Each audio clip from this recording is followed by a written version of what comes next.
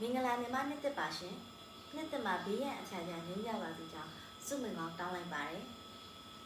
မြန်မာနိုင်ငံမှာကြုံတွေ့ရတဲ့ပြင်းထန်တဲ့ငလျင်ကြောင့်ထိခိုက်ခံစားရတဲ့သူတွေတို့ကူညီဖို့အချက်လက်ကလေးတွေကိုဒီဗီဒီယိုထဲမှာပြပြပေးထားပါတယ်ပြင်းထန်တဲ့ထိခိုက်မှုတွေကြောင့်ဆုံးရှုံးမှုတွေရရှိသွားတဲ့အခါမှာနောက်ဆက်တွဲစိတ်ဖိစီးမှုပြဿနာတွေကိုရင်ဆိုင်ကြရတာဖြစ်ပါတယ် Post traumatic stress disorder လို့လည်းခေါ်ပါတယ် Post traumatic stress disorder ကတော့ခုလိုမျိုးဘေးဆိုးအန္တရာယ်ဆိုးကြီးတွေကမကကိုချစ်တဲ့သူတွေကိုဆုံးရှုံးရတာကိုယ့်ရဲ့ပစ္စည်းဥစ္စာဆုံးရှုံးရတာအပြင်အနာကျင့်ပို့ကြခံရတဲ့ abuse တို့ bully တို့ရဲ့နောက်ဆက်တွဲပေါ့နော်ပြဿနာအနေနဲ့လည်းတွေ့ရတာဖြစ်ပါတယ်ထိခိုက်ဆုံးရှုံးမှုတွေကြောင့်စိတ်ဖိစီးမှုဖြစ်တဲ့လက္ခဏာတွေကတော့ထိခိုက်ဆုံးရှုံးမှုဖြစ်သွားတဲ့အခါဘေးဆိုးရန်ဆိုးအန္တရာယ်ဆိုးတွေကိုအကြိမ်ကြိမ်ပြန်လည်မြင်တွေ့နေရမျိုးတွေဒီလိုအန္တရာယ်ထပ်မံဖြစ်ပေါ်လာမှာကိုစိုးရိမ်မိနေရမျိုးတွေအဲ့ဒီစိုးရိမ်စိတ်တွေကြောင့်မလို့ဘာမှမလုပ်နိုင်မကိုင်နိုင်နဲ့เนาะစိတ်ဖိစီးမှုကြောင့်မလို့စိတ်ကြယောဂဘက်ကိုနွယ်သွားတာမျိုးတွေကိုယ့်ရဲ့အစာအသောက်အိမ်အနေလေးပြည့်စည်ပြီးတော့ကိ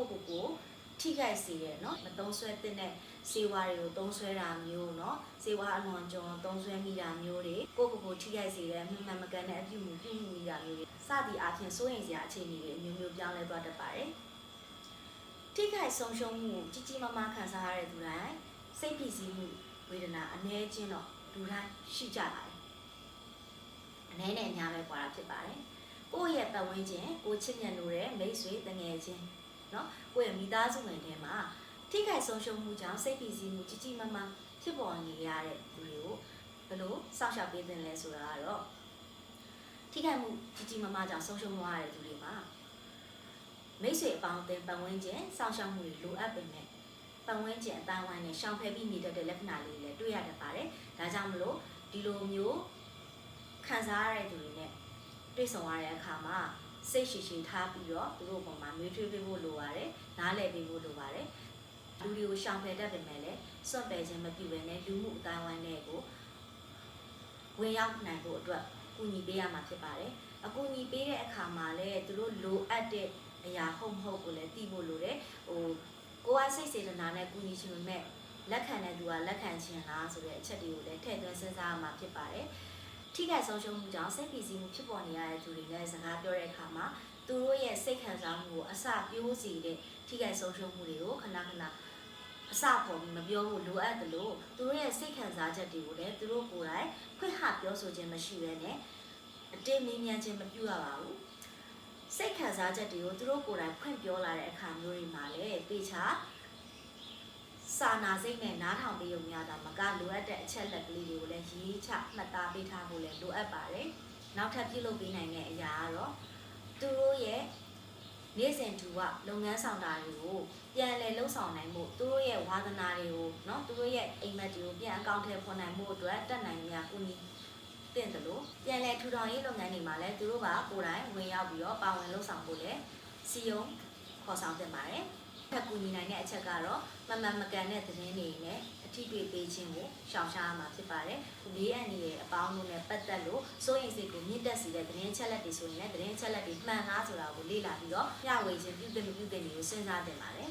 ။နောက်တစ်ချက်ကတော့ဒီလိုမျိုးဆုံးရှုံးမှုတွေကြောင့်မလို့စိတ်ဖိစီးမှုခံစားရတဲ့သူတွေကပုံမှန်ပေါ့နော်သူတို့ရဲ့ဒီတုံ့ပြန်တဲ့ mechanism အရာသူတို့ကစိတ်ကြီးတတ်တယ်သူတို့ရဲ့ဒေါသကိုသူတို့ထိန်းချုပ်တဲ့နေရာမှာဒီချိန်ဒီမှာခက်ခဲတတ်တယ်နော်အဲ့တော့တေးသေးမှမလေးဆိုလို့ရှိရင်လည်းအကြီးတုံ့ပြန်မှုတွေဖြစ်တတ်တယ်မလိုလားအပ်တဲ့တုံ့ပြန်မှုမျိုးတွေနဲ့တုံ့ပြန်တာမျိုးတွေဖြစ်တတ်တယ်ဒီလိုချက်မျိုးတွေကိုလည်းနားလည်ပြီးတော့ဒီစိတ်ထိခိုက်ခံစားရတဲ့သူတွေအပေါ်မှာစာနာပြီးတော့စိတ်ရှည်ရှည်နဲ့လူမှုအတိုင်းဝိုင်းကနေ